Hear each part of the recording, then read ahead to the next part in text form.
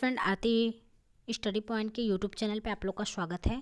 तो आज के वीडियो में देखिए संस्कृत का प्रैक्टिस सेट है जो C TET, UP TET, super TET के लिए बहुत ही इम्पॉर्टेंट क्वेश्चन है, क्योंकि आप लोग के सिलेबस में संस्कृत का टॉपिक है।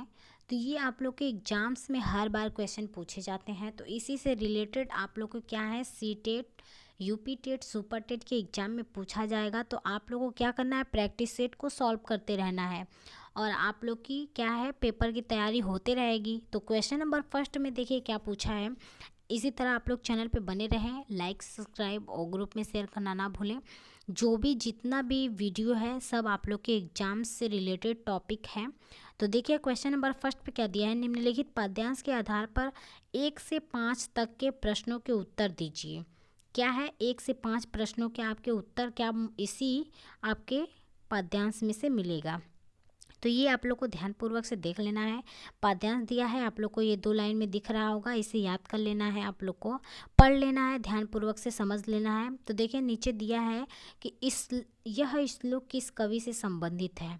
तो यह बाण भट्ट से संबंधित है, तो इसका ऑप्शन बी सही है। नेक्स्ट क्वेश्चन यहाँ पे दिया है कि विष महाहेरिव यस्य दुर्वच्च में महाहे पद का क्या अर्थ है। तो महाय पद का क्या अर्थ है, तो महासर्प से है, तो इसका ऑप्शन क्या है, सी सही है। नेक्स्ट क्वेश्चन यहाँ पे दिया है उपयुक्त श्लोक किसके विषय में कहा गया है। तो उपयुक्त जो श्लोक है वो दुर्जनों से कहा गया है, तो इसका ऑप्शन क्या है, बी सही है। नेक्स्ट क्वेश्चन यहाँ पे दिया है कि उपयुक्त श्लोक में किस छंद का प्रयोग किया गया है। तो उपयुक्त श्लोक में किसका प्रयोग किया गया है, तो वंशस्थ का किया गया है, तो इसका ऑप्शन क्या है, सी सही है। नेक्स्ट क्वेश्चन यहाँ पे दिया है अकारण वैर करने वाले कौन होते हैं। तो अकारण वैर करने वाले असज्जन क्या है, पुरुष होते हैं, तो इसका ऑप्शन क्या है, सी सही है।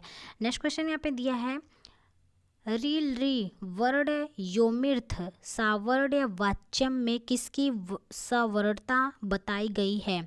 तो किसकी बताई गई, तो री कॉमा री की, तो इसका ऑप्शन क्या है, डी सही है। नेक्स्ट क्वेश्चन यहाँ पे दिया है इचु यसाना, यहाँ पे देखिए डॉट डॉट डॉट दिया है, रिक्त स्थान को क्या करना है, अब भरना है। तो यहाँ पे देखिए इस इचु यसाना में रिक्त स्थान की पूर्ति करिए। तो देखिए इसमें जो सही आंसर होगा वो क्या होगा, तालु, तो इसका ऑप्शन क्या है, बी सही है। नेक्स्ट क्वेश्चन यहाँ पे दिया है अंतस्थ वर्णों का अभ्यांतर प्रत्यय होता है, तो क्या होता है, तो इष्टस्थ पृष्ठ, तो इसका ऑप्शन क्या है, बी सही है। नेक्स्ट क्वेश्चन यहाँ पे दिया है संधि कहाँ कहाँ नित्य मानी जाती है। तो संधि कहाँ कहाँ नित्य मानी जाती है, तो उपयुक्त सभी में, एक पद में भी, धातु उपसर्ग में भी और समास में भी, तो क्या है, इसका ऑप्शन डी सही है। नेक्स्ट क्वेश्चन यहाँ पे दिया है कि मनीषा का संधि विच्छेद होगा। तो मनीषा का जो संधि विच्छेद क्या होगा, तो मनीषा का मनस प्लस ईसा होगा, तो इसका ऑप्शन क्या है, बी सही है। नेक्स्ट क्वेश्चन यहाँ पे दिया है प्रगृहासंज्ञक है, क्या दिया है क्वेश्चन में, प्रगृहासंज्ञक है, तो क्या है वो, तो उपयुक्त सभी है। यहाँ पे देखिए दिया है हरि, गड्ढे, विष्णु, क्या है, उपयुक्त सभी है, तो इसका ऑप्शन क्या है, डी सही है। नेक्स्ट क्वेश्चन यहाँ पे दिया है संबोधन में कौन सी विभक्ति का प्रयोग होता है। तो संबोधन में कौन सी विभक्ति का प्रयोग होता है, प्रथम विभक्ति, इसका ऑप्शन क्या है, ए सही है। नेक्स्ट क्वेश्चन यहाँ पे दिया है कि तिलेषु तैलम वाक्य में तिलेषु पद में प्रयुक्त विभक्ति कौन सी है। तो कौन सी विभक्ति है, तो सप्तमी है, तो इसका ऑप्शन क्या है, सी सही है। नेक्स्ट क्वेश्चन यहाँ पे दिया है कि गंगा हिमालय से निकलती है। जो गंगा है वो हिमालय से निकलती है, तो इसका क्या करना है, संस्कृत में संधि विच्छेद, संस्कृत में इसका अनुवाद करना है। गंगा हिमालय से निकलती है, तो गंगा हिमालयातः निर्गच्छति, तो इसका ऑप्शन क्या है, ए सही है। नेक्स्ट क्वेश्चन यहाँ पे दिया है सत्रीय प्रत्यय किस काल का बोधक है। तो सत्रीय प्रत्यय कौन से काल का बोधक है, तो वो वर्तमान काल का है, तो इसका ऑप्शन क्या है, ए सही है। नेक्स्ट क्वेश्चन यहाँ पे दिया है अहम गच्छामि का भावाच्य में परिवर्तन होने पर बनेगा, तो क्या बनेगा, मया गम्यते बनेगा, तो इसका ऑप्शन क्या है, बी सही है। नेक्स्ट क्वेश्चन यहाँ पे दिया है पठनीयम पद में धातु और प्रत्यय है। तो पठनीयम पद में धातु और प्रत्यय क्या है, तो पठ प्लस अनियर, तो इसका ऑप्शन क्या है, ए सही है। नेक्स्ट क्वेश्चन यहाँ पे दिया है कि चटका में स्त्री प्रत्यय है। चटका में क्या है, स्त्री प्रत्यय है, तो क्या है, तो टाप, तो इसका ऑप्शन क्या है, सी सही है। नेक्स्ट क्वेश्चन नीचे दिया है कि संस्था धातु के लट लकार उत्तम पुरुष एक वचन का रूप है, तो कौन सा रूप है वो?